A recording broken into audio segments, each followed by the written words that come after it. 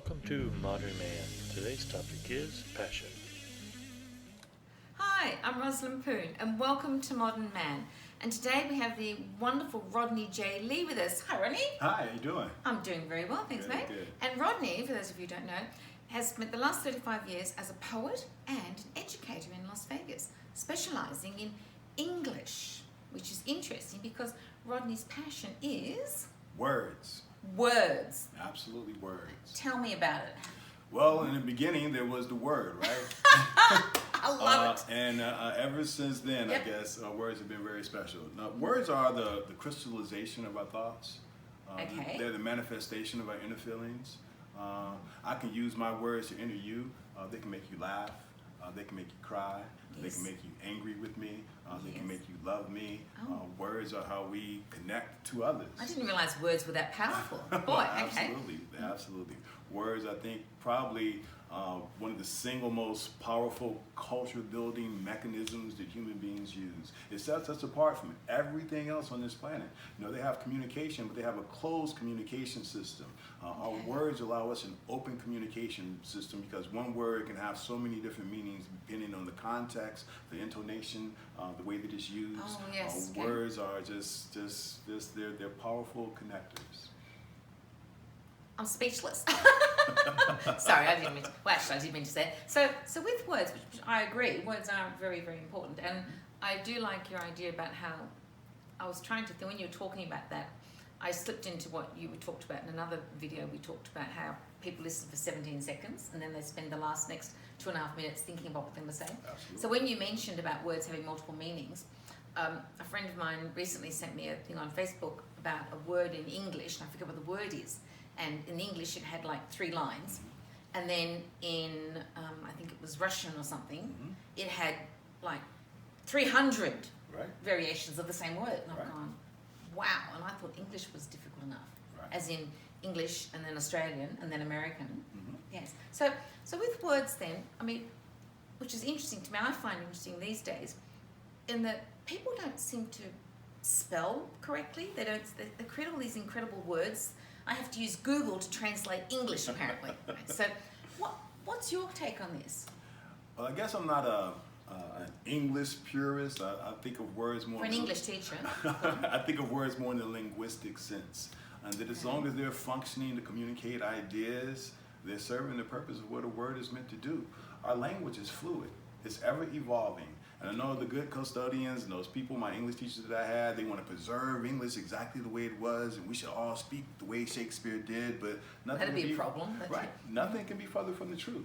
It changes, it grows, it evolves, and as we move closer to what they call the singularity, our language is becoming more clipped, more concise, more robotic, if you will, more Yes. animated, because how human beings connect with one another is changing, and we can try to hold on to it, but the chances are we're going to be left behind, and folks will be communicating in a whole different way. I mean, to me, I think when we talk, and you're obviously passionate about words, so in today's society, what I find a bit disturbing, and again, maybe it's because I come from the last century, unfortunately, is that we tend to do more of this little texting thing. I don't know how they do it with their thumbs because I can't do it, but yes, and so everything, like you said, is clipped. Mhm. But then you mentioned singularity. What did you mean by singularity? We know the theory of the singularity is that as technology evolves from man as an extension Yes. of us, well, eventually we're going to become one with our technology. And that's what they mean by the singularity, when man and machine meet and we live as one. Oh. You know, machines speak in binary code, which Yes. are a series of zeros and ones. I've actually worked in binary, which is a bit sad, but yes. keep going. Yes. So, you know, that's what I mean by the changing of words. So concepts and communication can be done through that code that we are still working on in our spoken language. So the way we communicate, the way we talk, the way we resonate with one Yes, another yes. is constantly changing and constantly growing. And we may not have to move our lips at all soon to be able to communicate. That's scary. You mean Yes. you mean people can actually know what I'm thinking? Right. I mean, Oh, dear. You know, yes. Okay, I want one of those alfoil, those aluminium pat things on my head, I think, to stop that from happening. So the thing I've got to ask you though about this singularity as we become more unified, what happens to the emotion what happens, like you said, when we use words, there's colour and there's how we deliver and our tonality. What happens to all that? I think it's preserved within the heart of human beings, right? Because that's going to be our function. If machines can think of things faster and computate faster than we can, we still are always going to be the emotional, sentient, compassionate part of that union, right? Right. Right. So I think we're always going to have a place. Our humanity is always going to allow us to have a special connection to whatever we deal with or expression of our technology. Well, I've never actually heard anyone talk about technology in such heartfelt terms, believe me. And I've been in technology most of my life. So, okay, so I think I can see what you're getting at, and I think it's, to me, words are very important, and I'm very left brain, and I do come from the IT industry, and so for us in the IT industry, words do have quite succinct meaning.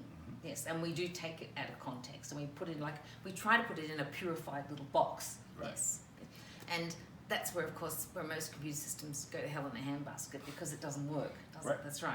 So that's okay. I understand that. It's devoid of humanity. Yeah. And just before we leave, something off camera we mentioned, which I'm really intrigued with, is this business about, in Australia, I get into trouble now because when I go there, when I'm emailing someone, because I've been in America now for probably 15 years, I do terrible things, like I spell colour without a U, and I spell centre the wrong way, and now I'm so confused now I don't know which way is the right way. Okay?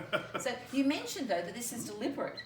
So tell everybody why. How did this happen? Our founding fathers in America, Patrick Henry and Webster, who formed the dictionary for us, deliberately set out to have a separate language for America because they thought it was mental colonialism if we continue to speak the king's or the queen's English.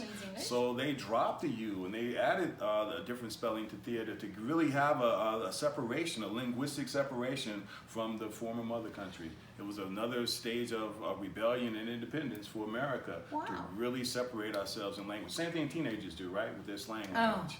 Believe me. So you mean it wasn't just because you blokes couldn't spell, right? No, you mean it was deliberate? No. Absolutely, absolutely. Okay, got that. Thank you, Rodney. You're very welcome. And thank you. Bye.